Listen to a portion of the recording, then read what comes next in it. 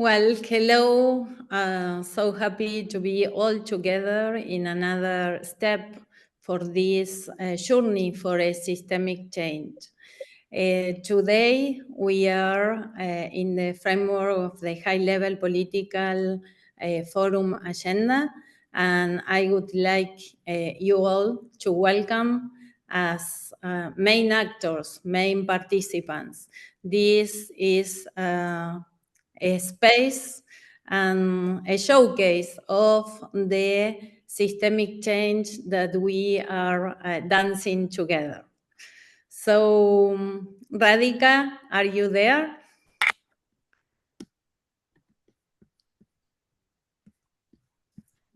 If not, I am here.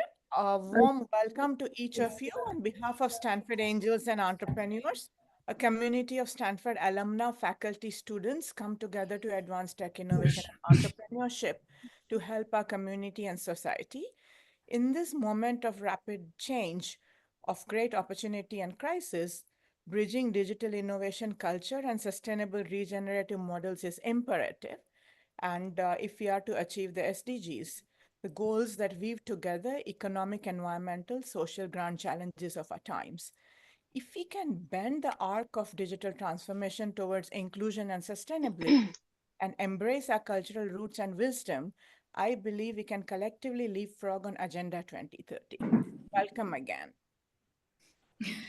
Thank you, Radhika. It's an honor to count with you and each of you. So, is ready the PPT, Sophia?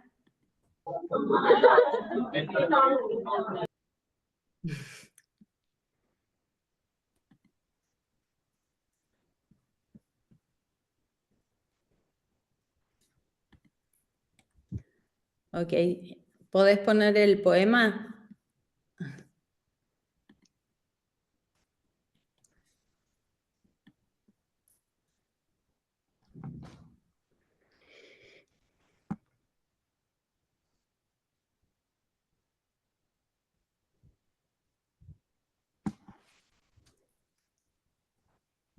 Okay. Well,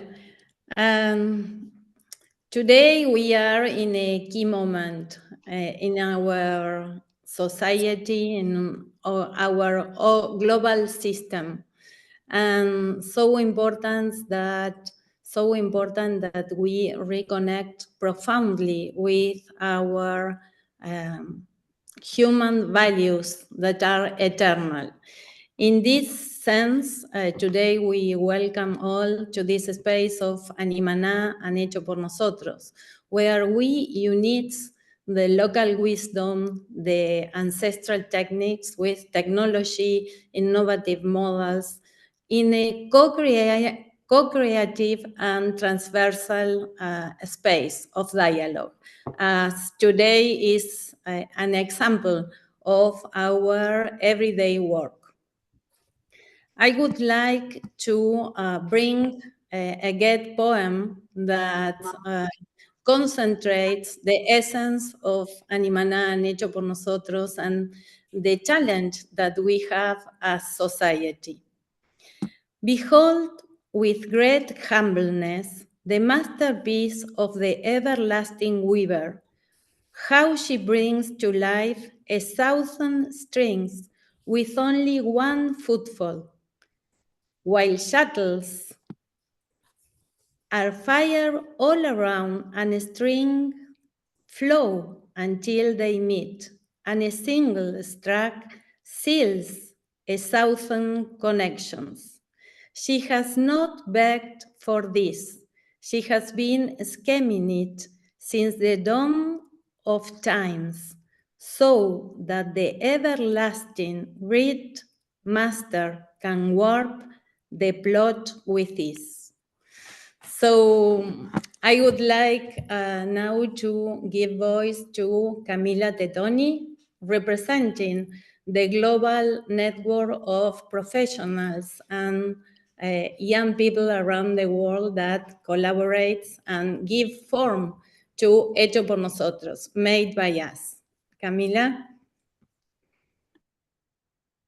Hello, everyone. It's a pleasure for me to be here. Welcome to the ecosystem of Hecho por Nosotros and Animana. Today, we are honored to co-host with Stanford Angels and Entrepreneurs. Here, we are all together crafting the creative economy, digital innovation, culture, and regenerative value chains to advance the 2030 agenda. We are so enthusiastic to be together and to delve into critical themes aligned with the high-level political forum on sustainable development objectives for 2024. Today, we gather to explore innovative pathways towards sustainable development amidst multiple global challenges. Our discussions will focus on three pivotal themes, which have been among the major objectives Hecho por Nosotros and Animana's work for the last 15 years. Firstly, integrating ancestral knowledge and cutting-edge technology through collaboration with indigenous communities to promote regenerative models for sustainable development. This intersection not only preserves cultural heritage, but also harnesses the power of indigenous wisdom in shaping resilient futures. Secondly, in celebration of the Year of the Camelid, we highlight and integrate the value chains of camelids and the indigenous traditional and textile culture across Argentina, Peru, Bolivia, Chile, and beyond. Thirdly, creating a space for inclusive dialogue and knowledge sharing among policymakers, technology experts, and indigenous and creative communities. This collaborative effort is essential for forging holistic solutions that leave no one behind. Our esteemed panelists and speakers bring a wealth of expertise and experience to these discussions. Today's speakers are Adriana Marina, founder of Hecho por Nosotros and Animana; Radhika Shah, co-president of Stanford Angels and Entrepreneurs and founding co-chair of the United Nations Joint SDG Fund Breakthrough Alliance; José Salazar, culture sector coordinator at UNESCO Peru; Lucy Harris, COO of the Digital Public Goods Alliance; Gabi Arenas, founder of the TAP Foundation and leader of Catalyst 2030; and Mattias Figliozzi, co-founder and CEO at Unibio. After our panel discussion, we invite you to participate in various labs specialized in different aspects of sustainability, marketing, communication, system change, regenerative models, academia, natural fibers, and many more. These labs, some in English and other in Spanish, will showcase deeper insights into Hecho por Nosotros and Animana's holistic and profound solutions that are ready to scale up and implement sustainable practices while fostering innovation. Today's discussions are not just about dialogue, they are about action. We will emphasize the significance of integrating digital transformation for inclusive growth and development, leveraging technology as a tool for empowering communities and driving positive change. As we navigate these crucial topics, let us remain mindful of our collective responsibility to reinforce the 2030 agenda and eradicate poverty in times of crisis. By fostering partnerships, embracing innovation, and respecting diverse perspectives, we can truly craft a creative economy that is resilient, inclusive, and sustainable. Hecho por Nosotros, a non-profit organization with ECOSOC consultative status, is leading systemic change in the creative economies of the Global South by co-creating with grassroots communities. In partnership with Animana, a pioneering company promoting innovative and collaborative models from Patagonia across the Andes, Hecho por Nosotros is advancing regenerative and sustainable practices in the textile industry throughout Latin America. The cornerstone of Hecho por Nosotros and Animana's systemic change is the transversal process of co-creation involving professionals, stakeholders, indigenous communities, artisans, producers, and micro, small, and medium-sized enterprises. Hecho por Nosotros and Animana have collaborated and built a network of 8,500 artisans across multiple cooperatives, networks, and communities. In each collaboration and cooperation, Hecho por Nosotros and Animana have focused on developing business, technical and managerial skills providing tools that allow these communities to perform better and acquire the necessary competencies in order to integrate and prosper in the local and global market, and at the same time maintaining their identity as a community and valuing their culture. Together, we can create a world where cultural diversity is celebrated, local communities thrive, and the products we bring into our homes tell the story of thousands of local communities and the cultures they represent. By connecting people, cultures, and knowledge, we derive new ideas and solutions that can create a positive impact. Thank you once again to all our participants and speakers for joining us. Let's engage now in meaningful conversations and forge pathways that will leave a lasting impact on our global journey towards sustainable development. Thank you so much. This was my introduction. Now it's time for the speakers to talk. Speakers, please note that you will each have 4 minutes to share your insights on a set of predetermined questions. This time allocation aligns with the United Nations protocol, ensuring that everyone has an opportunity to present their valuable experiences and thoughts. I will notify you in the chat if you exceed the 4-minute limit, so you can conclude your speech. Thank you for your understanding and cooperation. Additionally, your detailed biographies will be published in the chat box for participants to review. Due to time constraints, I will provide brief introductions for each of you. Thank you. Now it's finally time for me to stop talking and to introduce the first speaker of the day, who is José Salazar. José Salazar is the Culture Sector Coordinator at UNESCO Peru. As I've just said, in the chat box, you will be able to find this more detailed biography. José, I would like to ask you these questions to start our conversation.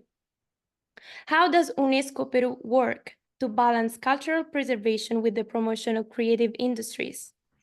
And UNESCO will be showcasing a successful initiative that is integrating indigenous knowledge, design, and ancestral techniques with stakeholders. How can we enhance collaboration and leverage innovative technology and educational content to scale up these experiences?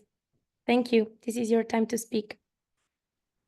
Thank you, Camila. First, I would like to thank you, Animaná and Hechos por Nosotros, for this invitation and for the organization of this important event. I would try to respect the 4 minutes because I have a lot of ideas around your questions, but I would like to start my intervention talking about the mission of UNESCO here in Peru. For 30 years, the UNESCO office in Peru has been providing technical assistance to the Peruvian state in the design and implementation of policies in education, culture, science, and communication and information. In the field of culture, UNESCO supports the Peruvian state in the fulfillment of the Sustainable Development Goals and the commitments adopted in the different conventions promoted by UNESCO, such as the World Heritage Convention or the Convention on the Diversity of Cultural Expressions. UNESCO's work in Peru is focused on helping to promote the exercise of cultural rights of all people. But what do we mean when we talk about cultural rights? We refer to the possibility of expressing yourself, creating and disseminating in the language you want, and in particular in your mother tongue. Everyone has the right to quality education and training that fully respects their cultural identity. In recent years, together with the Ministry of Culture, we have worked actively to involve more stakeholders to guarantee that more people can fully exercise their cultural rights. In that sense, we create the Pact for Culture by 2030, a multi-stakeholder platform that invites private sector to think about innovative solutions that contribute to sustainable development, taking advantage of the wide cultural diversity that Peru offers. In 2023, we have developed, together with the private companies and the Ministry of Culture, projects that combine ancestral knowledge with innovation and creativity. One of these projects is what we have called Second Flight, or Segundo Vuelo, which will be present with more details in one of the labs of these events. But let me tell you some key insights about the project. Second Flight is developed with the airline LATAM Airlines. The initiative gives a second life to uniforms, curtains, and set covers and also takes advantage of the plastic that is transformed into threads. This material is worked by 60 artisans from 3 regions of the country who combine ancestral techniques and elements of cultural heritage with contemporary design techniques. For example, these women artisans from the San Miguel de Arcángel community in the Andean regions of Cajamarca are carriers of a technique that is the backstrap loom. This technique is declared cultural living heritage because it is unique in the entire country. The artisans of Cajamarca, with the support of UNESCO, have been trained in topics such as marketing, brand creation, and design. This has allowed them to combine the use of their ancestral technique with new methods and techniques of creation. The result of this process has been the creation of a new collection of 13 products that can be purchased in a virtual store. Among these products, we find tote bags, laptop cases, among others of an utilitarian nature. Another example is the work we have developed in the Peruvian Amazon together with a beverage company named AGE Group to revitalize 3 indigenous languages, the Cucama Cucamiria, the Iquitu, and the Taushiro languages. Peru has 47 indigenous languages. These 3 languages are in danger of disappearing. But why is it important to keep an indigenous language alive? Indigenous languages allow the transmission of knowledge and wisdom, knowledge associated with the biodiversity conservation, for example, or stories that allow us to understand better the origin of a culture. In this project, we work with indigenous youth, whom we call young revitalizers. As UNESCO, our job was to build capacity in this group of young people to think together about ways in which we can raise awareness among people in the community about the importance of keeping their language alive. Considering that children and adolescents are who have lost interest in learning their language, we think of creative and playful ways that generate this connection. So we developed a series of videos using the stop motion technique to tell short stories in their indigenous languages. For example, we transmit on the community's rituals through one of the videos. When a boy or girl gets sick, this can be cured or healed with smoke. This story was not known to the younger generations. These videos are available on the UNESCO website and have been disseminated by the community through the cell phones. They are also being used in local schools to raise children's awareness about the use of indigenous languages. These examples lead me to invite you to think together about solutions that allow us to combine tradition with innovation.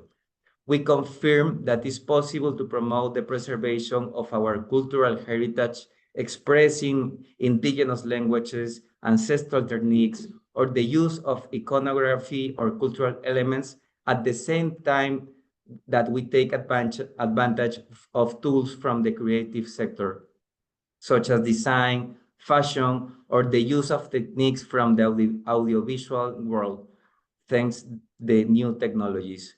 Finally, I would like to emphasize that working in multi-actor alliance allows us to identify new forms of financing, but also to transfer of knowledge and technology to achieve the sustainable development. Well, thank you very much again to Animana and Hecho por Nosotros. Thank you so much, Jose, for your insights about these projects. And I personally think that preserving communities' language is very important because the identities of communities lie in the way they express themselves too. So thank you for sharing with us these very, very interesting projects, and thank you for participating. Next guest, the next speaker is Lucy Harris, who is the COO of the Digital Public Goods Alliance Secretariat. Once again, you can find all her detailed bio in the chat box. Lucy, thank you so much for being here with us today. I would like to ask you, what role can digital public infrastructure play in bridging the grassroots with the different parts of the value chain? Thank you. Hola, thank you so much for having me here. I won't horrify you further with my bad Spanish, but I am delighted to be part of this conversation.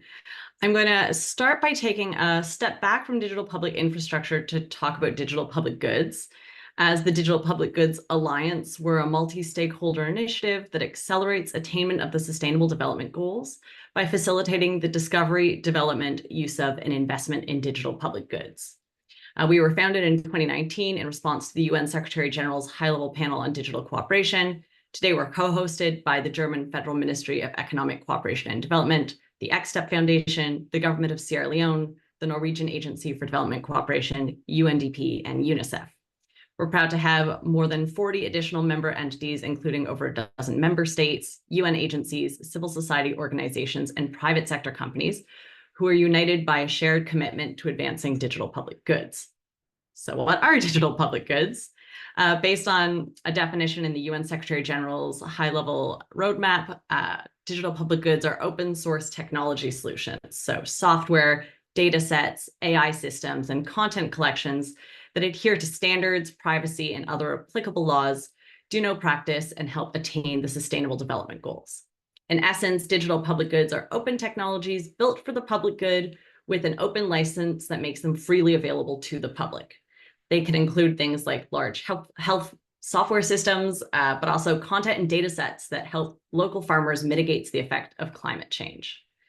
Most relevant to our conversation today is that digital public goods play a critical role in safe, inclusive, and interoperable DPI, or digital public infrastructure. This is another of these buzzwords that's really popular right now, digital public infrastructure. So I'll define what I mean when I say digital public infrastructure, because there are lots of different definitions. When I talk about DPI, I mean those big foundational technical layers that help power a society. Three of the most common ones are digital identities, electronic payment systems, data exchange layers, which sounds a little bit uninteresting, but these are the kind of foundational systems that underlie so much of what we do. And it might feel like a stretch to think about how they impact here, but we know that they're directly addressing global pressing needs, from alleviating poverty to climate mitigation and gender equality. And I'll highlight two ways in which digital public infrastructure does that. The first is that they increase access to government services to the most vulnerable communities. So around the world, most marginalized groups are often those without access to the basic services that allow them to participate in society. So not having bank accounts, not having the records and documentation that you would need to access government services, including things like health, but also government payments. So having a strong digital infrastructure, that means everyone can automatically be issued a digital identity, for example, means that the underserved, especially women and youth, have access to this documentation that they never had before. Combined with that previously unsexy topic, digital exchange layers, means that data can be shared across government systems so that your ID, that same national ID that you've gotten digitally, can help you access health services, but also education, access to government subsidies, things that we know around the world currently inaccessible to many people, especially where there's no digital infrastructure in place. An example of this is that during the COVID pandemic, Togo rapidly deployed a digital public good payment platform called Novisi, which allowed them to provide their most vulnerable population with targeted payments. And we saw that they weathered the pandemic much better than their neighbors. 3.5 million Ethiopian farmers benefited through data exchanges by combining their information with non-personal data sets about soil, weather, and market prices to improve agricultural practices. So we really see it help vulnerable communities thrive. And then the other piece I'll talk about briefly, checking no message about the time, great, is that it stimulates innovation. When you've got these big technical systems that are also digital public goods, so open source, means that anyone can go in and see the code base and build on top of them, which means that you don't, as an entrepreneur, you don't have to build your own ID system in whatever platform you're developing. You can leverage what's already there. You can plug into the technical systems that are being maintained, which makes it way more accessible for different groups to build on top of that and really come up with new and innovative things. Of course, that full opportunity is only realized when the digital public infrastructure of countries is built using at least some open source technologies that allow that transparency and flexibility. And it also helps sidestep a familiar issue that also comes up when we talk about digital public infrastructure, which is vendor lock-in. If you're working with a large, expensive proprietary company to maintain your country's digital infrastructure, it also often can mean that you've got long-term, very rigid, very complex contracts for systems that don't always meet your needs. You don't have the national ownership of the system or the data, and there's not the interoperability to pivot the system to meet your specific needs. So by taking digital public goods, using them as part of digital public infrastructure, we can see many, many opportunities that affect everyone in a society from the grassroots upwards. Thank you. Thank you so much, Lucy, for your very interesting insights on how technology and digital innovations can empower grassroots communities, making them less vulnerable and actually including them in the, not just in the value chain, but getting them an ID and bringing the healthcare to them, or just being able to get the government services at home. So thank you so much for your very interesting insight. And now we have Radhika Shah. Radhika is the co-president of Stanford Angels and Entrepreneurs, and she's the founding co-chair of the United Nations Joint SDG Fund Breakthrough Alliance. Radhika, thank you so much for being here. You are co-hosting this event, and I would like to ask you, as we craft the creative economy, what is the system change needed in this moment to advance the 2030 agenda? And then how can startups in the creative economy attract investment and scale their innovations sustainably? Thank you. Thank you. It is an honor to be in community with each of you as we come together from around the world with a common goal of conserving our planet and the manifold species that live on it, including ourselves and the beautiful camelids honored by the United Nations this year. It is a moment to reimagine the creative economy, a moment to redesign systems, our moment to seize in order to craft a new way of doing and thinking that is anchored in the Gandhian ethos of respecting the dignity of each human being and thinking of a relationship to nature as that of a custodian rather than nature a resource to exploit. A spirit that is also the backbone of the Sustainable Development Goals framework and can help us leapfrog on Agenda 2030. Embracing regenerative, sustainable, inclusive models in core product design and strategy could be a path not just to advancing Agenda 2030, but also more funding and profitability for a startup. Sustainable, circular, and regenerative models have existed for thousands of years in ancient indigenous cultures and can be adapted to today's creative economy. In addition to such models, by leveraging the power of digital innovation, collaborating via the global normative framework of the SDGs, tapping into our collective creativity and our unique cultural roots, we could come up with new, innovative, inclusive, resilient, sustainable models that have never existed. There is a tremendous opportunity in linking product design in the creative economy to the SDGs, thus linking the products of entrepreneurs, whether they be in startups in the fashion world of LA or New York, or startups led by grassroots indigenous entrepreneurs from remote regions with potential customers in every corner of the world.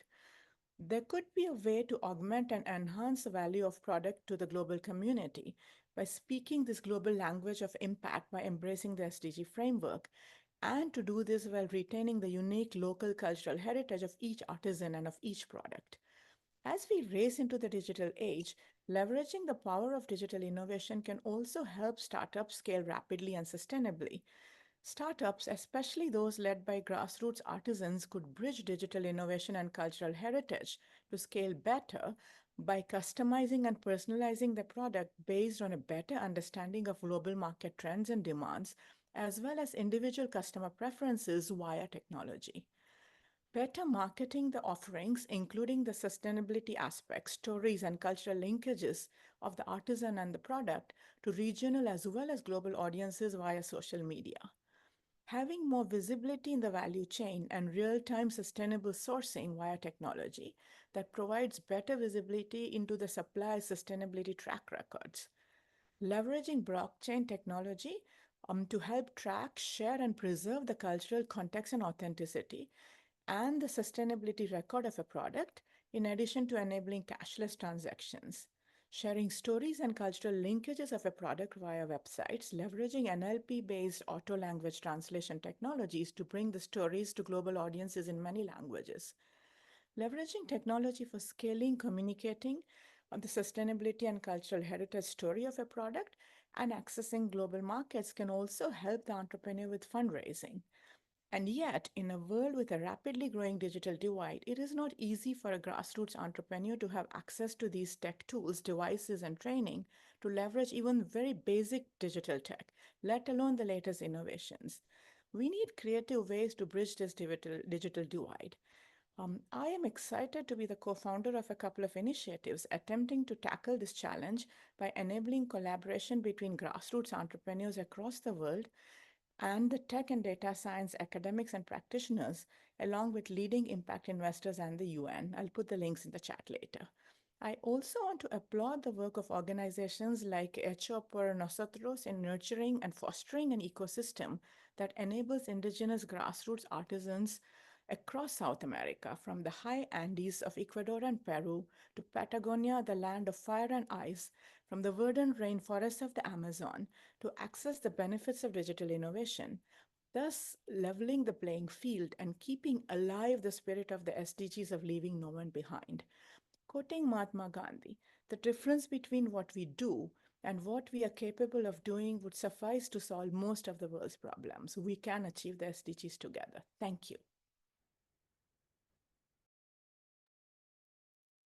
Thank you, Radhika. Perfectly in the 4 minutes you explained your experience, which is always very interesting to listen to, and you express how fundings and investments are necessary for grassroots communities in order to help craft the creative economy in a more sustainable way, which is one of the major topic of today's event. Thank you so much, Radhika, for being here with us and for co-hosting this event. Next, we have Gabi Arenas, who is the founder of TAP Foundation and leader of Catalyst 2030. Hello, Gabi. Thank you for being here with us.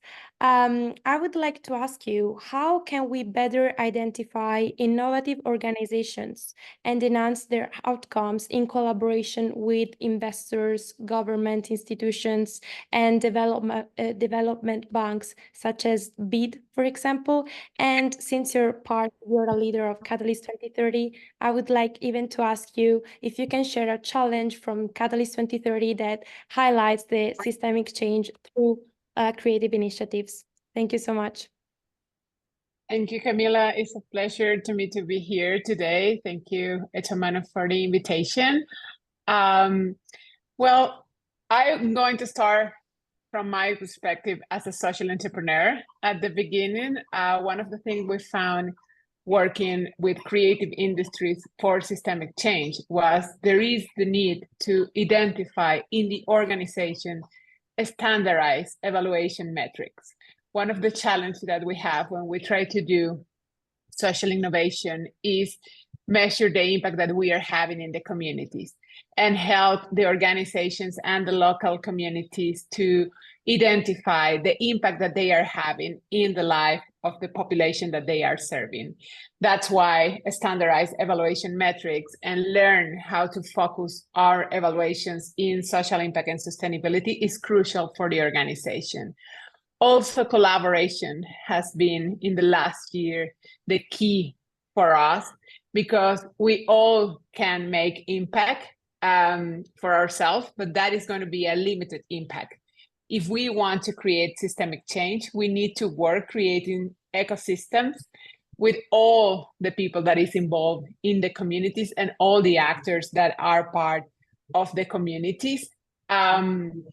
And also, we need to understand how to collaborate with other actors. You know, during years, the social sector was an isolated sector trying to work by themselves without interacting with private companies or without interacting with governments.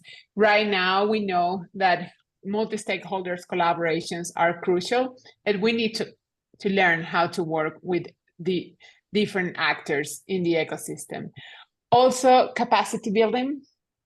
Most of us, it's difficult for most of us to dedicate time and resources for capacity buildings within our own organization, but also in the communities. And capacity building is the key for sustainability.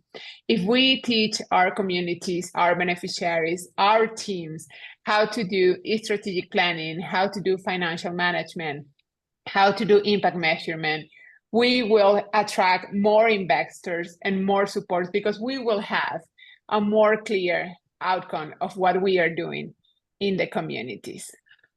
More than policy advocacy, because I don't think that this is something that you can standardize. At the beginning, Jose was talking about the importance of taking care about the regional aspect that defines communities. That is also needed for the organizations and the social entrepreneurs. We need to take care about the regional difference that we have, but we also need to advocate to have more knowledge about what is social innovation, what is required to have social innovation process, and what we can achieve with those processes. And regarding your question about this challenge that we identify in Catalyst, we are right now a movement with around 5,000 members from around the world. We are very happy to see in our ecosystem social entrepreneurs, but also NGOs, humanitarian aid organizations, funders, private companies, B Corps and triple impact business, media, there's academics, there's different kind of partners in these ecosystems. And we all identify challenges that are related with ourselves and also with the agenda. With ourselves, one of the main issues is we need to learn how to collaborate. And that requires a personal and organizational work that includes sometimes leave your logo behind and your ego behind. 10 years ago, we were trained to compete. Right now, we need to be trained to learn how to collaborate. And also, there's communication and cultural challenge. One of the things that we identify is when you are creating impact ecosystems or learning ecosystem for achieve the SDGs or to solve a very complex problem, most of the time you need to bring to the table different that has different backgrounds, different cultures, knowledge, and it's important to learn how to be respectful and how to be inclusive of everyone's points of view, which means co-creation is fundamental. And the creativity in the innovation is a key factor on this. If you bring innovative process, you can have more innovation in the table and you will have more smooth transformations in the communities and within the organization and other actors involved. Another thing that is the last point, because I know we don't have too much time, is we need to be clear about our collective efforts. There is things that we needs to be solved right now because they're very pressing problems like climate issues, justice, inclusivity, inequality. We know that around the world are thousands of organizations and also companies working to solve these problems. And we need to start to learn how to create collective efforts and collective agendas. If you have 1,000 people collaborating to solve one problem, it's going to be easiest than if you have one problem trying to solve 1,000, one people trying to solve 1,000 problems. I think that is the key aspect that we need to take in consideration. Is not create my own agenda, my own strategy, is how we co-create our collective agenda and we collaborate together. And as we do that, we not only get the support of the funder, what is more important is we create ecosystems that are sustainable, includes our communities, and have real impact. Thank you, Camila, and thank you, everyone. Thank you so much, Gabby. I saw a comment that says in the chat box, moving from the ecosystem to the ecosystem, and it's totally true. I really appreciate how your speech focused on the collaboration theme, which is very, very appreciated by Hecho por Nosotros too, because it's all about collaboration and co-creation, as you said, and at the same time, the topic of cultural preservation, our regional cultural preservation is very important because that brings culture back, and culture is important even regionally, not just nationally. Okay. Thank you so much. I'm sorry, now we've got another speaker. Thank you so much again, Gabby, for being here with us. Now we have Adriana Marina. Adriana is the founder of Hecho por Nosotros and Animana.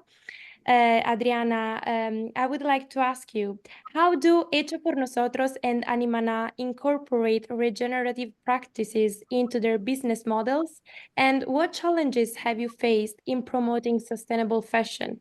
And how have you overcome these challenges? Thank you, Adriana. Okay, thank you, Camila, and thank you to all. Well, many of you are part of this journey, so you already know how we do it, working, collaborating, co-creating every day. This has been a long journey that is totally rooted in the story of my own experience. I was born in Patagonia, in the south of Argentina, in that place that make the world to dream, to imagine beautiful things. But at the same time, I could vivisect life, how difficult it is to obtain a natural fiber of good quality, how demands a whole a year or more in order to obtain that fiber, and then to see how it is exported without any value added. I was a small girl living with communities, indigenous people, local firms, and see how youth has to leave their places, me, myself. And this made me so upset. I embrace that all my life and take this in hand in order to get for solutions. What I see, and I would like today this great panel about collaboration, about integrating the different actors is the only way. And also this holistic view of the problems, and then putting zoom to the different areas, but all the time having in mind that we are in a system that is totally interact. And the poem of Goethe at the initial, and the language, the text, the textile, this thread of life that brings all together, yes, and that connects our daily life, our daily society with our roots, that we are a little bit like disconnecting, no? And in this key moment, it's so important to experience this connection. So when we talk about collaboration, about co-creation, it's so important to have the opportunity in order to vivenciate this collaboration. How youth, and I am today and every day, I wake up very early, dreaming to find the news, new Camila, new Matias, new Paulas, new everyday youth around the world, artisans, producers, professional students that are willing to navigate what means sustainability, what means co-creation, how we enrich our professions, our tools, in order to be that change maker, that main actor. I always say when they come to Hecho por Nosotros to collaborate, it's not a comfortable space where we have to go for a proactive attitude, to embrace reality, to embrace the enormous challenges and co-create solutions. So fashion, it's so interesting, nothing to do with me, with my life, but natural fibers and artisans connects to that umbrella. And that umbrella is made by all of us every day, an industry that is the one that creates more value added. The richest people of the world are in this industry, and the factory are ourselves in the different areas. Could be as consumers, could be as producers, yes? And terrible things happen in this industry. But the most challenge is that the ones that embrace sustainability and good practices use competition and not collaboration in order to co-create the new creative and circular economy. It's not the new fashion. It is another way of interchange with our daily life, our way of dressing our home, and caring about environment and people. Indigenous people, communities, they have such creativity, such good traditions, wisdom. And if we interact in a co-creative and transversal dialogue, I think all the society get inspired, get regenerate. So every day we are here embracing collaboration. We have been working with more than 50 universities, NGOs all around the world, more than 300 medium firms, big firms, producers, artisans, all together in a transversal dialogue. Through Hecho por Nosotros and Animana, we transform in an innovative way all the value chain, natural fibers, material roles, capacity building, design as a tool, innovative way of business, as is Animana, a business model, an example of sustainability, and giving voice at international forums through the COSOC status consultative. This comes all together in order to take this thread of life, this thread, and spin a little bit and make it bigger.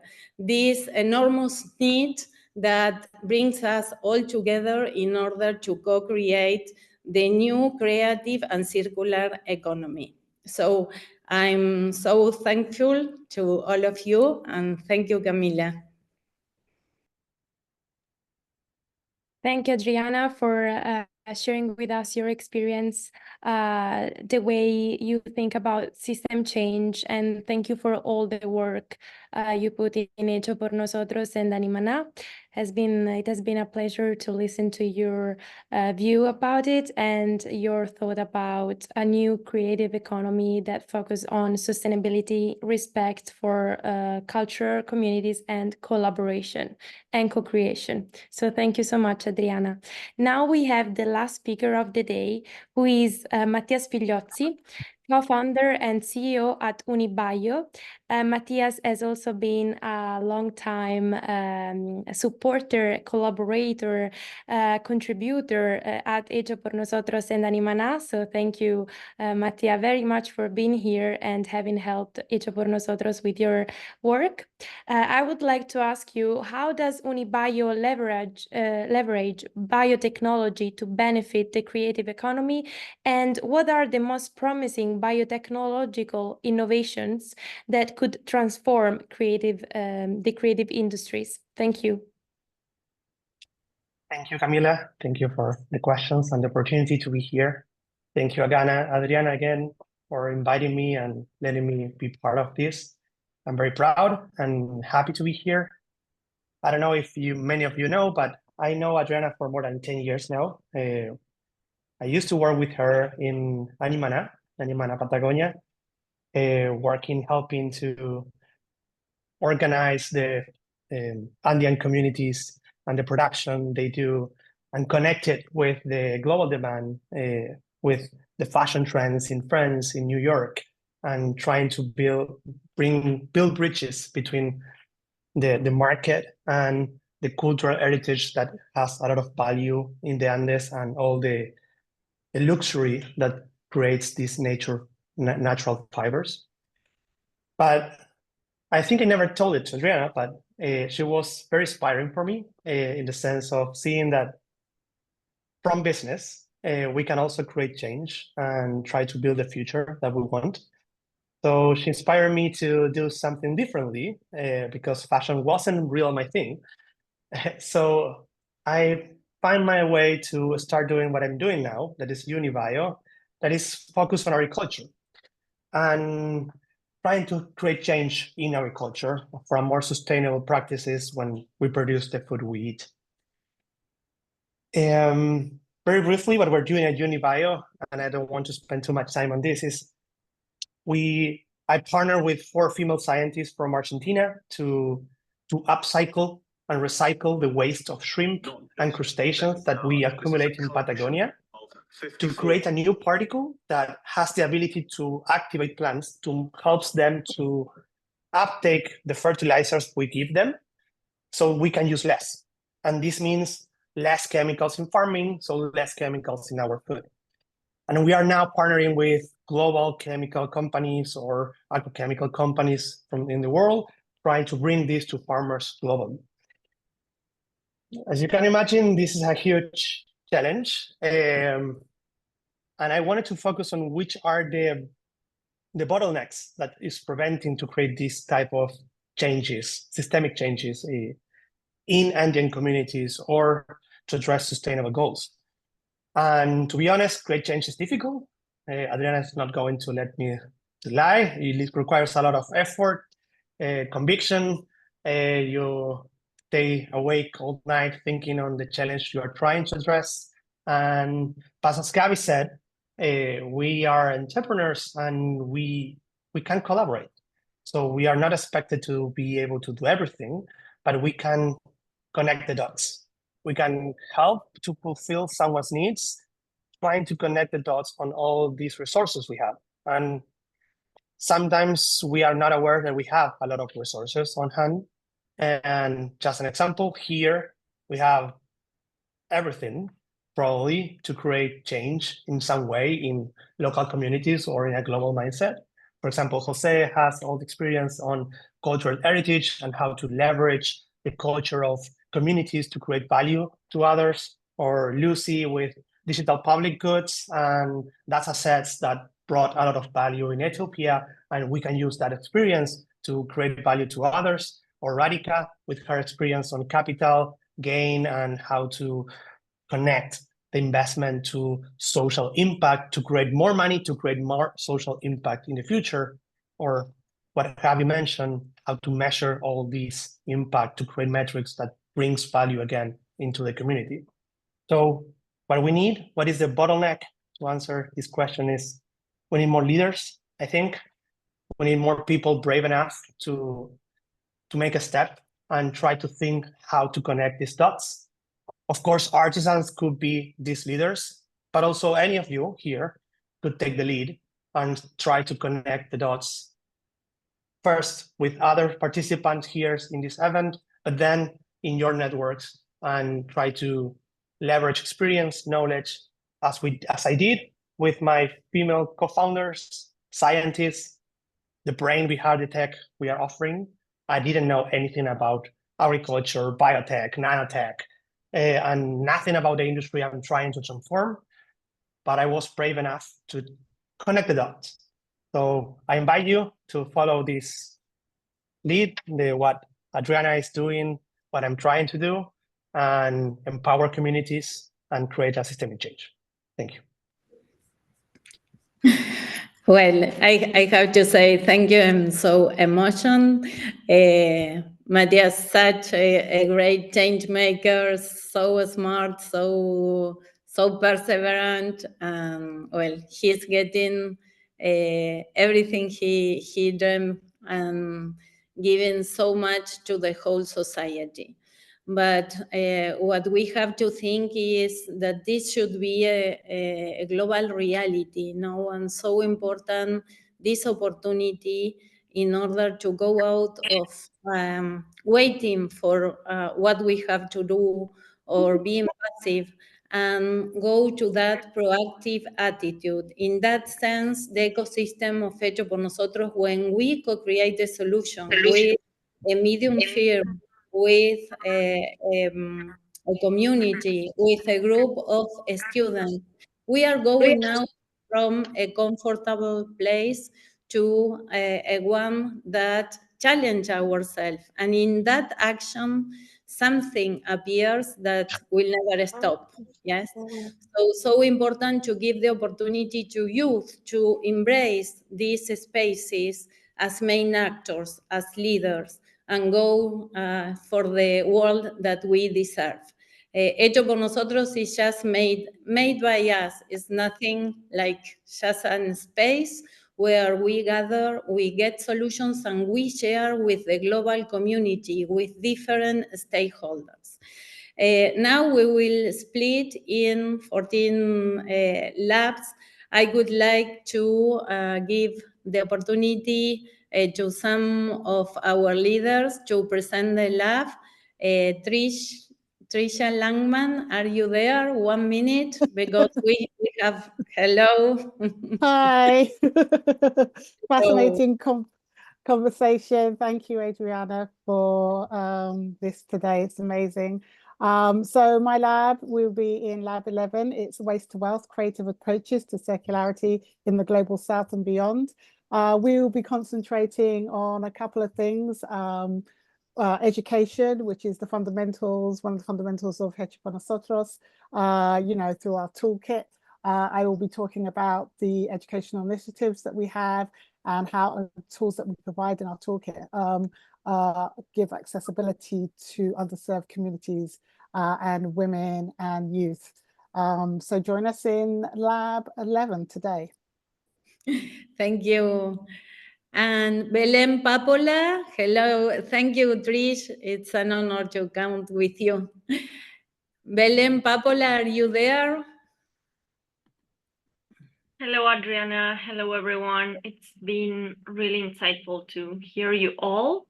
I will be in the Camelid lab. If I'm not mistaken, I think it's lab number 13.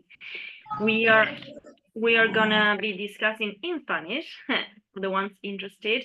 We are gonna be discussing with people from the local government from Catamarca in Argentina, some insights on how public policies and these SMEs can foster enhancement across the value chain.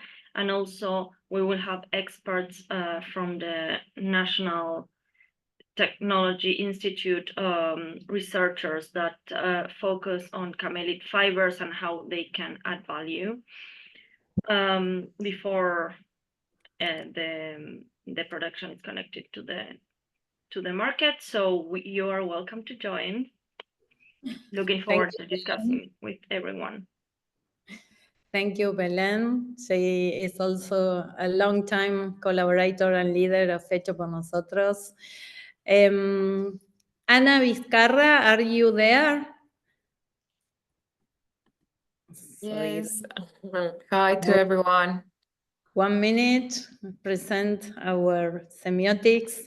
Yes, we invite you all to gather to our lab, which is called Understanding the Andean World, a journey through the research about fabric and their processes in Colombia, Peru, Ecuador, Argentina, and Bolivia. Mainly, we are going to discuss all the heritage and understanding of semiotics that are involved in the richness of fabric and textile in the Andean world. So beautiful. Thank you. And Soledad Chamorro, can you present the lab of academia, social entrepreneurship? Yeah, thank you, Adri. No. Nice to be here with you. We will present with Lara Jovanovic, my co-presenter, the lab academia and entrepreneurship, a necessary collaboration to promote innovation and sustainable development. So in the lab, we want to tackle innovation and sustainable development, starting with the role of universities in fostering entrepreneurship as a catalyst for change. So we hope to discuss with our speakers the collaboration between universities, entrepreneurships, and other institutions, and then the opportunities and the challenges also in such relationships. So we are super happy to be conducting this lab with you. Okay. And Paula Ruiz, are you there for artisan capacity building? Yes, I am. Oh. Hi, I'm sorry, I don't have the background. So we are going to be in Lab 14, and this is going to be about capacity building in Hecho por Nosotros and in other examples, and the use of technology in those capacity buildings and how communities, through the voice of the communities, how that has had a really impactful meaning for them and their production. So that is going to be Lab 14, and it's going to be fully on Spanish. Right. Okay, there are so many labs. I leave Rosario or Candelaria to guide. We will be in Tech for Good with Candelaria. I don't know, Candelaria, if you have 30 seconds. And Hello, then here I am. We are going to talk about how technology can help to change the culture of the places and in that way make better opportunities. Okay. Okay, there will be another around marketing, communication as a tool for system change in fashion, luxury, and where luxury fashion is searching how. And here is the list. I don't know. Te lo voy a prestar. Estoy en una reunión. Cálmate. We have beautiful interventions always. Okay, Sofia or Cande, can you help people to move to the rooms? At the end, we come all together. We will share the experience of this is so interesting. We all co-creating solutions, sharing insights, tools that we have been working together or in different spaces. And then we can close the dialogue with the conclusions and the comments. So see you soon.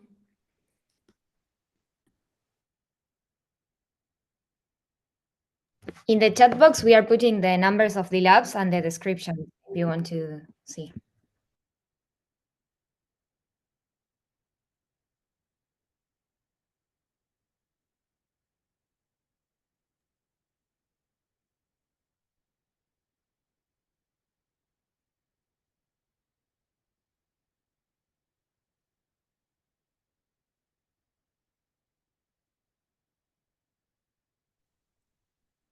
No encuentro mi número. I don't find the number of the lab.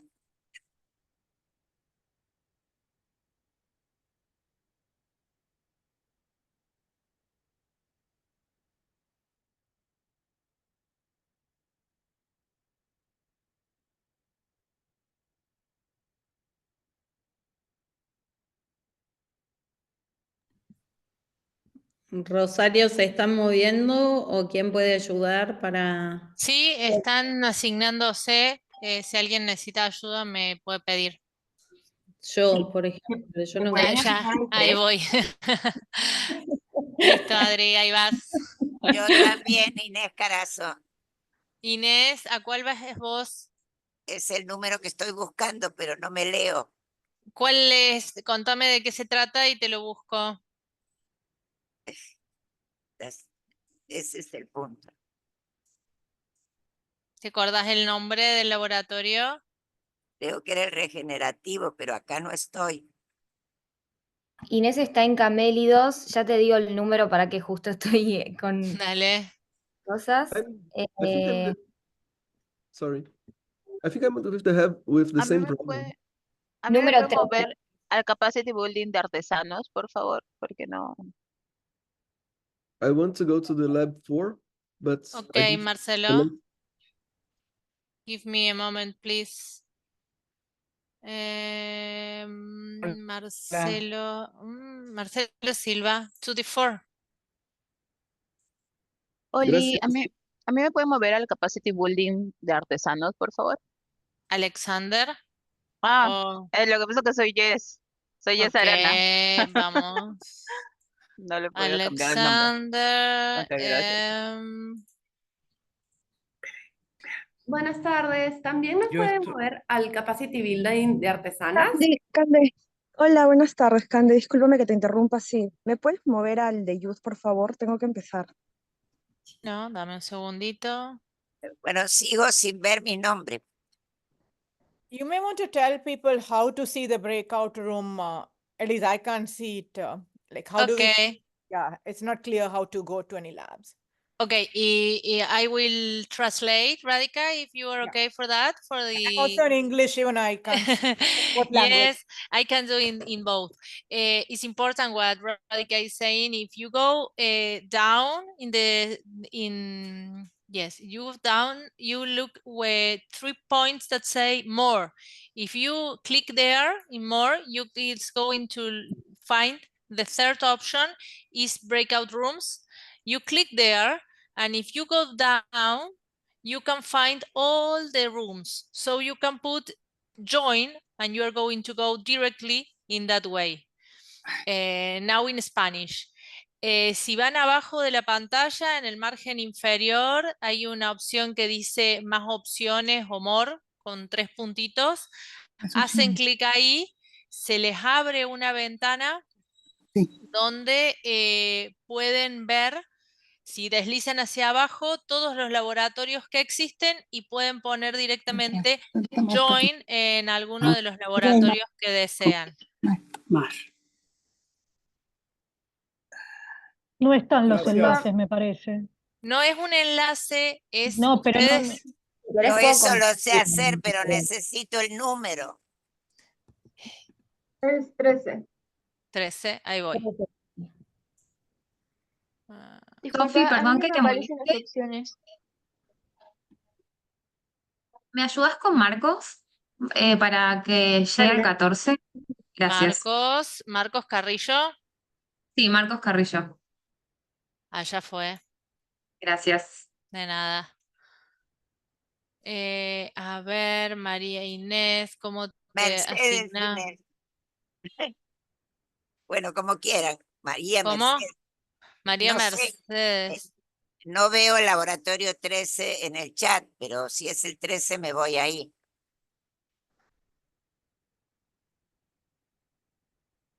No puedo. Hola, ¿me pueden Hola. trayendo a José Hunda al número 7, al lab 7, por favor? No sé quién sos, perdón. Juanita. Juanita. Lab 7. Juanita y Mercedes, Sofi, me vas a tener que ayudar. Yo no las veo en mi listado. A ver, Yo ahí me fijo tampoco. yo. Yo tampoco. José Hunda, lab 7. Pero bueno. ¿Cómo lo hago? Acá. A mí tampoco me No sale sé- en el No sé listado. si son No. anfitrionas o algo que hace que no las pueda. Inés, te voy a explicar cómo debes ingresar a tu laboratorio, ¿sí? Está desplegado estas salas en tu pantalla de Zoom. Eso sé hacer, pero dime el número al que tengo que ingresar. Ya, perfecto. El número es el 13. Ok, gracias. No sabía si esa frase era para mí o cuál. Sí, Gracias. el número es el 13. Gracias. Disculpa, a mí no me aparecen las opciones para seleccionar el lab. Manuela. ¿A cuál tenés que ir, Manuela? Al 4. Listo. Muchas gracias. Hola, ¿qué tal? Sí, ¿Cómo Fernanda, estás? decime. ¿Cómo andas? Tengo que ir al grupo que es de academia y emprendedorismo. ¿Capacity Building será? No, el 5. El Ahí 5, va. sí. Bueno, gracias. ¿Quién queda? Hola, buenas tardes. Tengo que ir al Lab 13 de Camélidos. Gracias. ¿Cómo no? Hasta Estoy, luego. estoy figurando como Como Nadia Nadia. Valvet. Pero a vos sí te No, veo porque me figuras ahí grande que estás hablando. soy Francisco Riga, Dale, de Francisco, Catamarca. nos vemos. Gracias. ¿Quién más? ¿No queda nadie? Chicas, me voy el mío. ¿Están de acuerdo? Hola, acabo de poder unirme porque antes no me funcionaba, me decía que habían 100 participantes y era para ver si puedo conectarme en la charla de Adriana Marina, creo que es el Lab 14. Es el Lab 1 y 2, ahí te asignamos. Cande, si querés, Ya anda se lo yendo. asigné. Me voy yendo. Ah. Un beso. Lab 1 y 2, ok.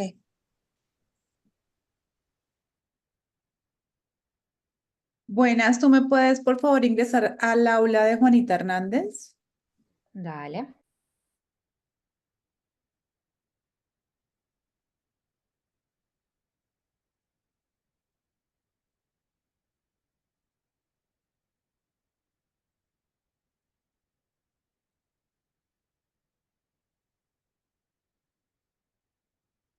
Ahí estás.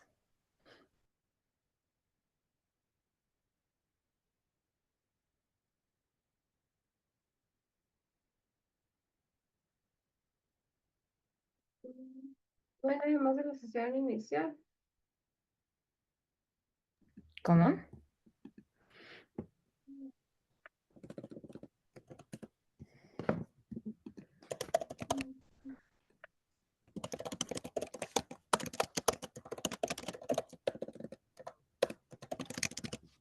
Hello everyone. Does everyone now know how to join a breakout room session?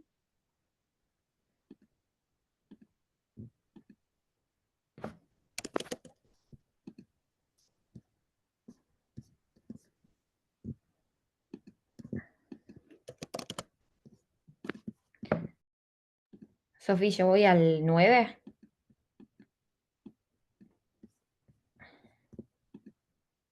Ya no. Ok.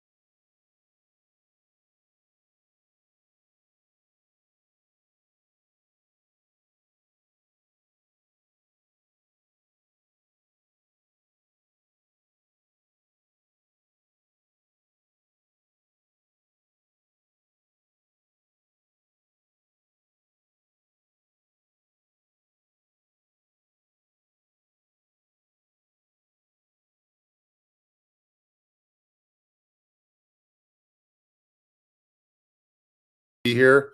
I certainly applaud all of the commitment and professionalism of everyone that's on this call, really looking to drive collective impact on a micro level and a macro level. And that's a real testament to everyone's servant leadership. So my name is Keith Coleman. I'm a Stanford guy and a Penn guy. I'm part of Stanford Angels and Entrepreneurs, along with Radhika.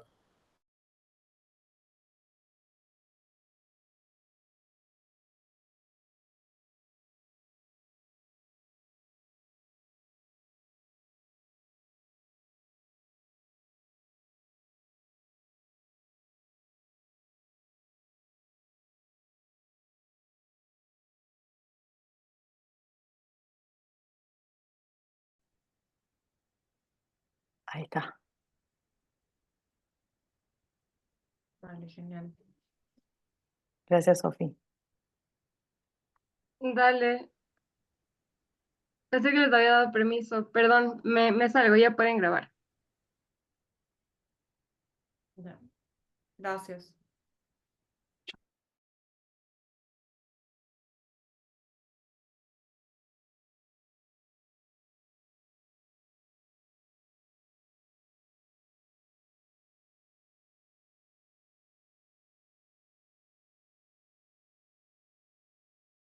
Innovador, que es a través de criptomoneda y a través del celular, pero vimos que hay temas prerequisitos importantes. El primero es que tengan las personas que vayan a tomar esta facilidad, tengan internet, sepan de lo que es un financiamiento y que se sientan cómodos.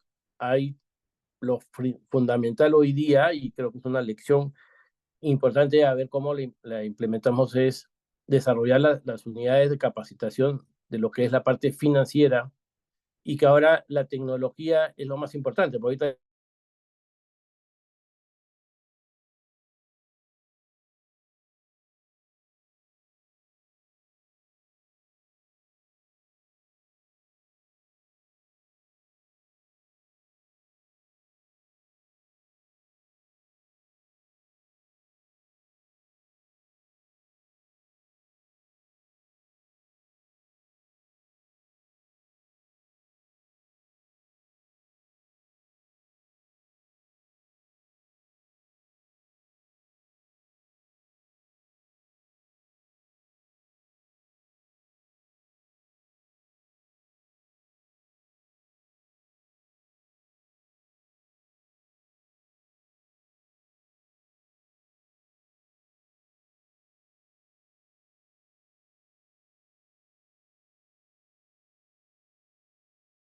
valiosa y tan interesante. Yo creo que por eso es tan estudiada, ¿no? Y creo entonces que también el éxito de esta organización, de la implementación de buenas prácticas, o sea, tienen esta certificación orgánica y sus modelos de bioconstrucción y demás, es justamente la organización y el sentido de justicia, ¿no? O sea, ellos, por ejemplo, en su zona logran impactar precios.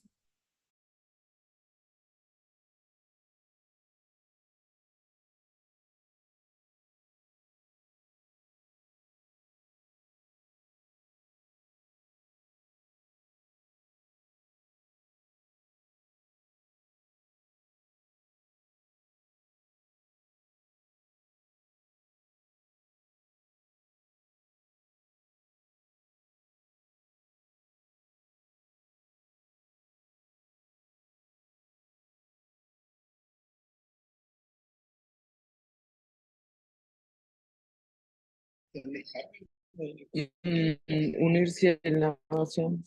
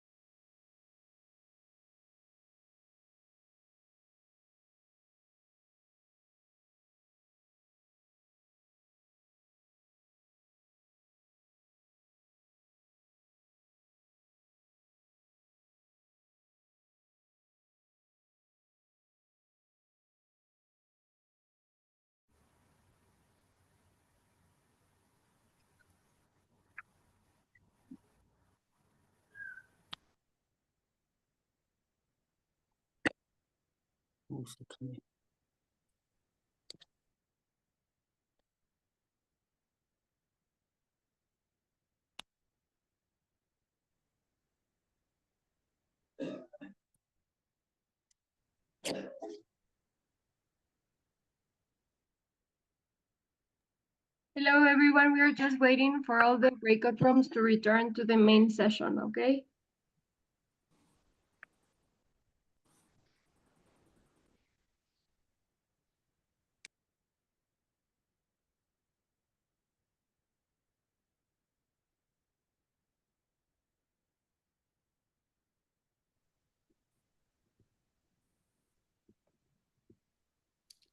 Hello. Hola. Se nos cortó en una parte buenísima. Nos han jalado por la prepa. Muy bien, hay que respetar el tiempo también. Sí, cuando se pone más lindo siempre termina, no sé qué, es así la vida. Por eso tenemos que apurarnos así. Bueno. Hello, how was the experience? Where are you from, Trish? Oh, I'm originally from London, but I am in the west coast of America in Portland. Thank you. Okay, so are we all together here again? Well, the idea now is that each of the labs can share their insights, one representative from each lab. Can you help me with a list? So, for example, we can begin with a lab of the ones that didn't present in advance, like a system change in fashion, could be.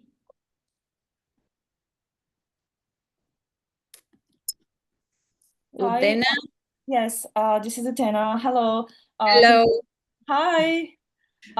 We have very interesting conversation. Our lab is discuss about sustainability of sourcing in luxury fashion, because we have the participants who has experience in fashion and especially luxury area. We have very interesting interactive conversation we had. So the sourcing has very tricky area. Currently, the especially European Union is focused on the traceability, but reality, we talk about the reality, what is challenge are, what challenge are, and how we tackle. And it wasn't about only sourcing.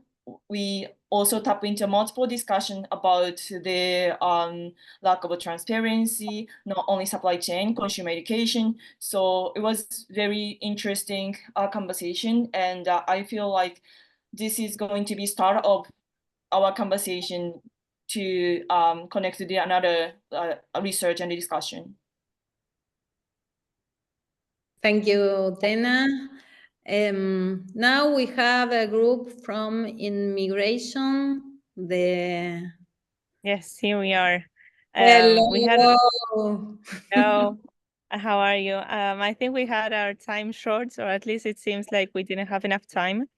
But did Adriana leave?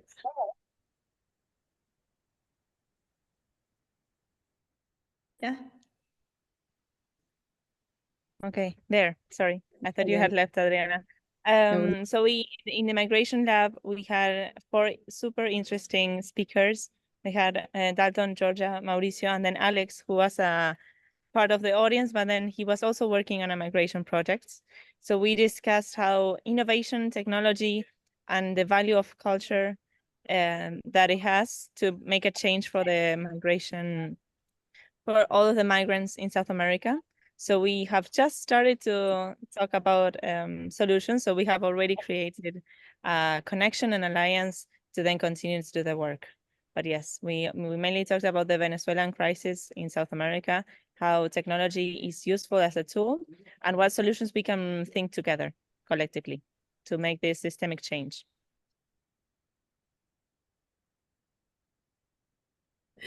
Thank you, Lujan. Juanita Hernandez, would you like to present? Yes, I want to introduce you, Miguel Barbosa. We have an incredible conversation about enterprises and human rights. Miguel, you have the word. No, thank you very much, Juanita. And also it's a great pleasure, Adriana, to meet you at this moment. And congratulations for all the marvelous work that you are doing in Hecho por Nosotros. We were talking regarding the relationship between business and human rights, and especially the importance of the due diligence process that is also necessary for all the companies, especially for small and medium enterprises. The importance of the prioritization, because also there is no enough incentives for all the businesses to continue doing that, so that is crucial. And also a gap that there is still here in the dialogue in business and human rights, that there is no enough information or access to information regarding the impacts, regarding the context, especially focus on indigenous peoples and campesino communities. So I think that is part of the conclusions that we have arrived. So thank you so much again for the invitation. No, thank you, Miguel. An honor to have you here, and we will continue the conversation and the collaboration. Regenerative models, who will be talking?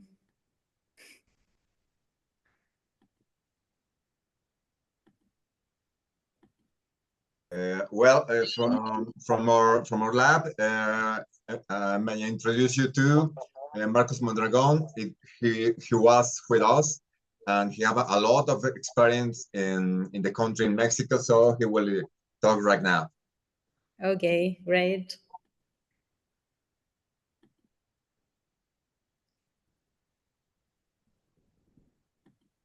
Sí. Hola, mucho gusto. Mi nombre es Marcos Mondragón. Al Centro de México, experiencia en difusión y promoción de las prácticas de agricultura regenerativa. Como resumen de nuestro pequeño espacio de trabajo, podemos considerar puntos importantes, como lo que es, pues, la agricultura regenerativa viene desde un conocimiento ancestral de nuestros abuelos, los abuelos de nuestros abuelos que realizaban muchas prácticas para conservación del suelo. Entonces ahora está de moda el término y demás, pero es retomar o considerar eso que hacían nuestros padres, nuestros abuelos, y que ahora es necesario retomarlo. Algo nuevo, algo que sí se puede reconsiderar es el agregar o incluir lo que son los microorganismos. Todo tipo de microorganismos, fijadores, solubilizadores de nutrientes y demás, que eso sí necesitan un proceso de incubación, de producción más especializado, y se puede considerar para incluirlo en nuestros sistemas de agricultura regenerativa. El mercado exige una producción más sana, una producción sustentable. Entonces, es indispensable el retomar estas ideas, esas prácticas más bien. ¿Y cuál es la mejor forma de hacerlo? No es llegar con el productor a exigirle hacer agricultura regenerativa, agricultura tradicional y demás. La forma es hacerlo de productor a productor.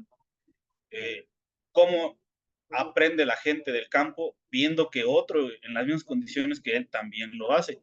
Entonces es fomentar ese intercambio de ideas, de experiencias, siempre de mano a mano, como decimos acá, de productor a productor. Thank you, Marco. So important, a key point. Thank you so much. Trish, do you want to share the insights? Yes, we had an amazing conversation in our lab, which we talked about circularity and equity and wealth. We looked at a few different points. We looked at education and educational programs and how we could support creatives in the fashion industry, We had Britta Cabanas talk about, you know, being more holistic in that view. We also talked about working within indigenous communities and the wisdom that was around there, and circularity, and how we could leverage all of that knowledge to, you know, to make accessible educational practices. We talked a little bit about the toolkit we have as well. We also talked to Ethical Apparel Africa. Pauline was from there, and she talked in detail about the work that they do around circularity and jobs in Ghana, and working to empower women, and the importance of use. I think that the takeaway that we got from there, that was pointed out to us by Omri, who you know, is a child advocate in Nigeria, was that, you know, it was really important to have a holistic view, co-create, collaborate, and sort of change the paradigm of business from around being competitive to being more collaborative in order to get work done. We also emphasized the importance of government and having that kind of stakeholder in there as well to help push things forward. Thank you, Trish, for this great work. Coming together, Global South, in order to create this creative and circular economy. Communications, marketing, who will be presenting? Otto Soria? Mika, who is? Hola, ¿qué tal? Gracias, Adriana. Acá estamos. Hablo en español, pero bueno, sepan disculpar. Bueno, no, tuvimos una linda conversación con la introducción de Javier González, que hizo una referencia a por qué Hecho por Nosotros se llama Hecho por Nosotros. En el laboratorio estuvimos trabajando Micaela Ganon, Camila Tetoni, Paul Celi, que no pudo estar, pero trabajó bastante, Carlos Cancino, y bueno, creo que nadie más, y yo, ¿no? Y bueno, un poco la conclusión a la que llegamos de todo esto es que la comunicación que venimos haciendo y que se debe hacer desde Hecho por Nosotros y Animaná, debe ser una herramienta de transparencia que busca potenciar el alcance de las instituciones para promover un poco una red de colaboración que nos permita incluir de alguna forma a distintos agentes al cambio sistémico, ¿no? También tiene que ser una herramienta que le dé a los artesanos cosas que para ellos sean de alguna forma potenciadores de su trabajo, expansores de su trabajo, y también la comunicación tiene que abrirle a la gente que no está, digamos, en esto, la posibilidad de conocer que hay otra forma de vestirnos, en este caso, y en definitiva de cuidar el planeta. Un poco fue eso a lo que llegamos y en lo que estamos, ¿no? O sea que todos los que estábamos en el laboratorio somos comunicadores. Así que bueno, eso fue. Gracias por darnos el espacio. Muchísimas gracias. ¿Alguien se tiene, Belén, te tenés que ir? ¿Quién va a presentar? Dale. Presento yo y cualquiera de los participantes puede agregar. I'll switch to English. Our lab was Natural Fibers, the Year of the Camelids at United Nations. As we didn't mention very briefly, for the ones who don't know, this year has been declared the Year of Camelids, mainly because of the role they play in terms of poverty eradication and economic development, and also for the importance they have in terms of cultural heritage.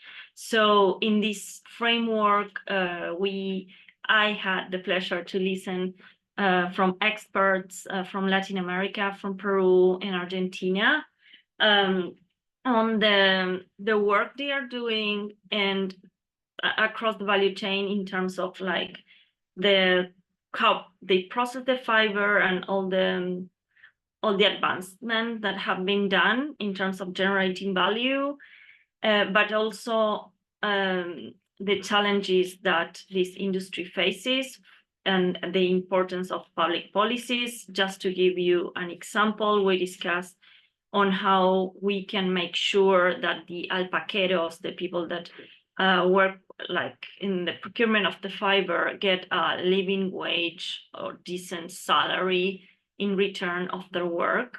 So there are many opportunities, but also challenges aligned to that. Like for transparency, we could like implement systems of sharing prices, like, you know, other commodities, etc. The conversation has been long, and for the ones interested in this topic, we can share some written information from the experts. Thank you. Yeah, then we will be sharing the videos and reports of each lab. Who else? Gender or youth? Youth? I can go with you. Yeah. So we had a great conversation. Our lab was digital innovation and empowering our future generations. We had Philip from D-Trash, Alejandra from Technovation Girls Mexico, and Maya Fried from Hecho por Nosotros. And it was a great conversation. We mainly focus on highlighting the fundamental role of digital technologies in promoting sustainable consumption by promoting access to information and resources that support ecological initiatives. We believe as leaders, we have witnessed how digital innovation can be used as a tool to encourage sustainable consumption, disseminating information, and enabling us to face challenges by discovering innovative solutions. We believe that the decisions and the innovative solutions that we create today, they're going to have a massive impact in the next 20 to 30 years, and they're going to have an unprecedented impact for the next years and years to change the planet and make it a better place. So never before has so much been a stack for a single generation. So the decision is in everyone's hands. We believe that we can take action and really use technology in our favor, because it will be silly not to create great innovation and great solutions for all the complex problems that we have today to leave a better world for our future generations and empower them to take action and use those tools as weapons to lead a systematic change. Thank you. So important that youth embrace sustainability, regenerative models, and technology as a tool to dive in this system change. So who else we have? I can go, Adriana. I'm sorry. Yes. So I was part of the co-creating and co-leading collaborations with Catalyst. We had Felix, we had John, another colleague, Mauricio Canedo from Latin America. We had the opportunity to share what the network has meant for each of us as social entrepreneurs, the importance of weaving collaborations, but really with specific examples, how we get that abstract term, or that can often be abstract, right? Collaborate, it means different things to different people. So how we can actually sit down in a table, and then the transformation that comes from that collaboration comes from a change in mindset and a will to be able to give ideas, intake ideas, and that is part of a puzzle. You're not, your piece and their piece is not the most important, but the most important is the whole and the outcome, right? And lastly, we talked about strategies and how to, specifically with the collaborations that we're weaving in the region and the social entrepreneurial ecosystem, how we're able to position that in not just the region, but really in the economic agendas of the different countries. And so having collaboration and the co-creation be part of that culture systems change that we aspire to. Okay, thank you. Thank you so much. An honor. And we have academia. There we go. Who? Okay. Hola, hola. Sí, bueno, en nuestro lab nos dimos la tarea de buscar una socialización de los conocimientos y experiencias que hemos tenido en nuestra investigación, pero nos quedamos a la mitad de una conversación muy interesante con Celestina, que nos platicaba sobre el caso de Argentina, así que me gustaría que por favor tomara la palabra y nos compartiera los pensamientos sus finales, por favor. Sí, bueno, estuvimos intercambiando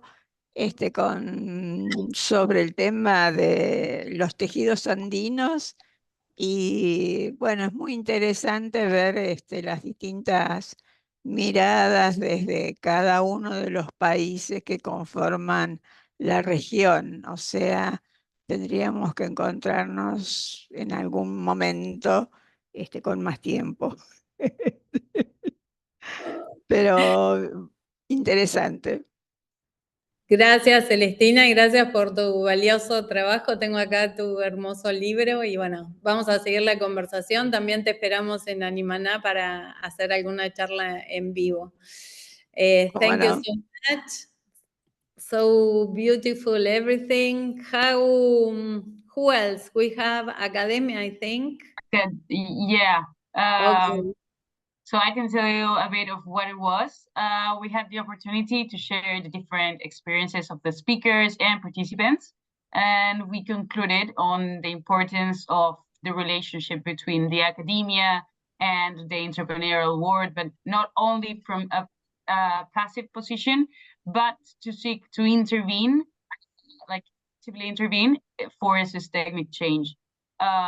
Also, the generation of regenerative relationships, not just on the business side, but also make relationships and focus on generating knowledge, to get sources, the grassroots sources, and not only from like an ivory tower.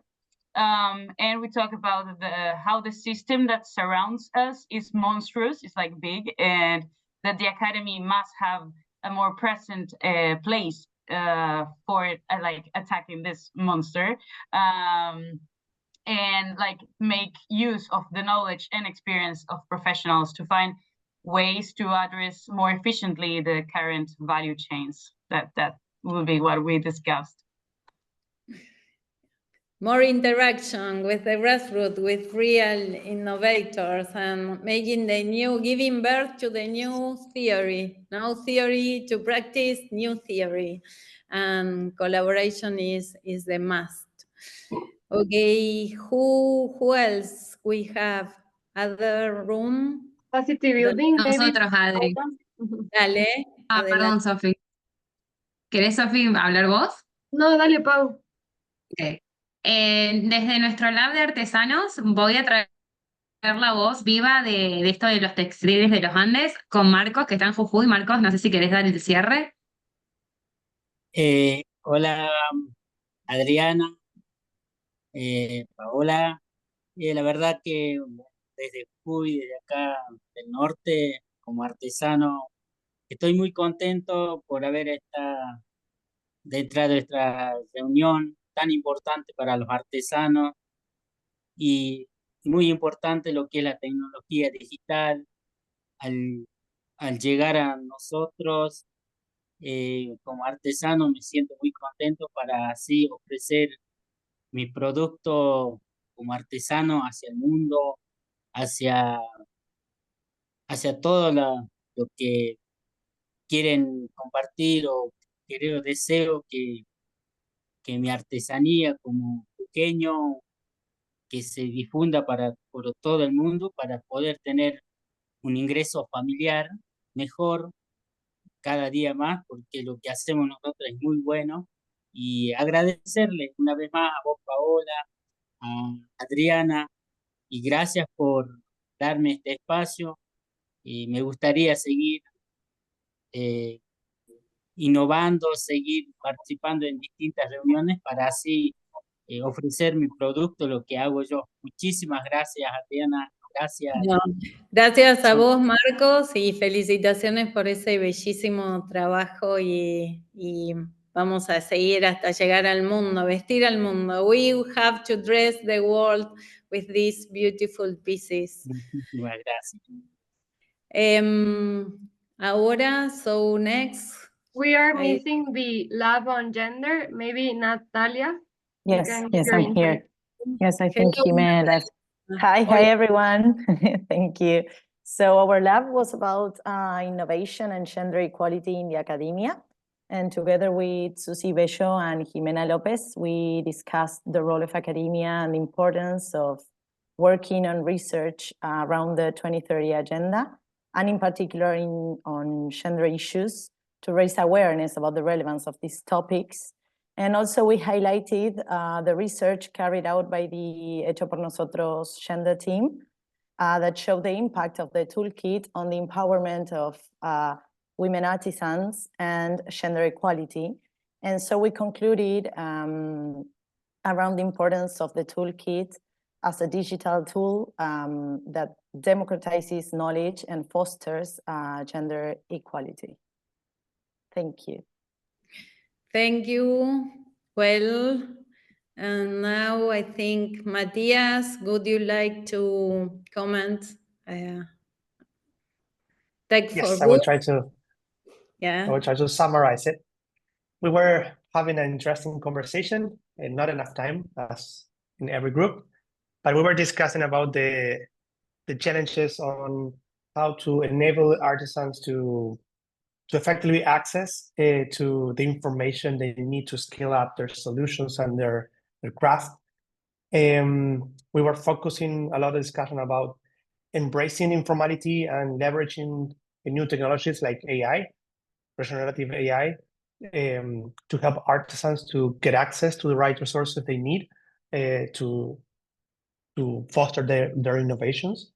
And some key points was that we have, of course, internet, a lot of information available, but sometimes we need to close the bridge, the cultural bridge, to help the local communities to access this information, and probably is bringing all this information in indigenous languages and adapted to the local culture can accelerate the adoption of these opportunities, and AI can help on that. But also technology is not enough. We need to foster a culture of innovation and collaboration. Local insights are mandatory to create these changes. We need the involvement of local stakeholders. Government can play a role on that, helping to assist and identify the needs of the local communities and the leaders like Carlos here, or that can bring these new technologies to the community. And one conclusion is that we need to create solutions with artisans, co-create with them and not for them. We need to collaborate with them to create from their ideas, to focus on their needs and with their abilities, because each artisan family is different. They all have value to bring on the table, and the technology can leverage all this. Last but not least, data collection is relevant. We need to collect data to be able to manage all these changes, and also storytelling, bringing these projects into life, the stories into life, and then transforming all these into stories that we can communicate to others to foster the culture innovation, the culture of innovation could be critical too.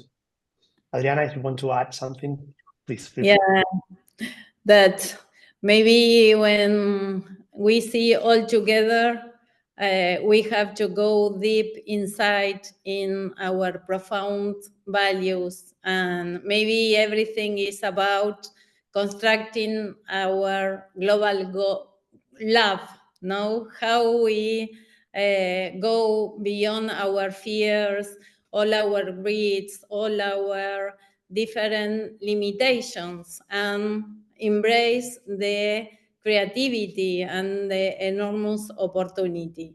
And well, I think it is happening already around the world. And to all of you, when we see an artist and this humility, this eyes full of bright, no? How we contagious about this, how we learn about their wisdom, their way of producing, consuming, connecting with others. Maybe technology is the big door to bring us all together, but as a tool, yes, do not lose embracing technology and successful business, but much more how we dive in these experiences and how we make it a regular theme and we create the society that we deserve to honor our life and all the power that we have. So I would like to say an enormous thank you to all of you. Let's continue the weaving. Radhika, I don't know if you, I know it's late, but I don't know if you are there. I am here. Just again, a very special thank you to each of you for coming together, and we can all bring the systems change together towards a better world. Thank you. Bueno, y muchas gracias a todos, a todas, fue un placer y bueno, a seguir tejiendo este hilo, cada uno somos parte de tomar este hilo de la humanidad, de la historia y seguir construyéndolo en esta tela que nos abrace, ¿no? Y un poco el símbolo de Goethe, de los tejidos, de los artesanos, puede ser como un lugar donde encontremos algunos de los secretos y de la sabiduría que hemos perdido. So, thank you to all. See you very, very soon. Thank you to all the collaborators that make this possible. So many, Sofía, Luján, Paula, Juanita, Camila, thank you so much for, and of course, Matías, Belén, and all of you. Thank you. See you soon. Bye-bye. Thank you.